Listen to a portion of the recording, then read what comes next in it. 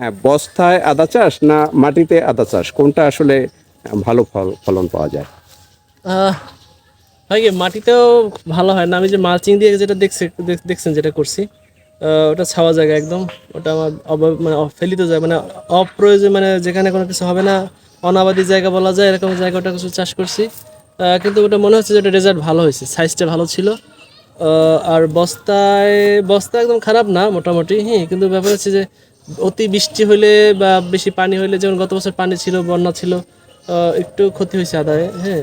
এই তো একটা তাছাড়া বস্তা আদা চাষ করতে হলে একটা বস্তায় আসলে কস্টিং খরচ বা উৎপাদন খরচ কিরকম যায়? একটা বস্তা, আপনার বস্তা যদি 5 টাকা হয়, তো মাটি মিলাইয়া আরো 20 টাকা 25 টাকা খরচ আছে বস্তা 25 টাকা। প্রতি। তা কিরকম পরিমাণ আদা পাওয়া যায়? একটা বস্তা আধা কেজি 600 গ্রাম।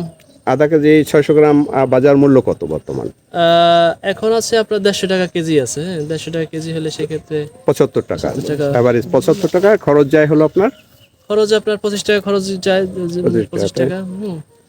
তাহলে 1 টাকা আপনার খরচ করে 3 টাকা ইনকাম করা সম্ভব হয় হ্যাঁ, যদি সব ঠিকঠাক থাকে। ঠিকঠাক থাকে, হ্যাঁ।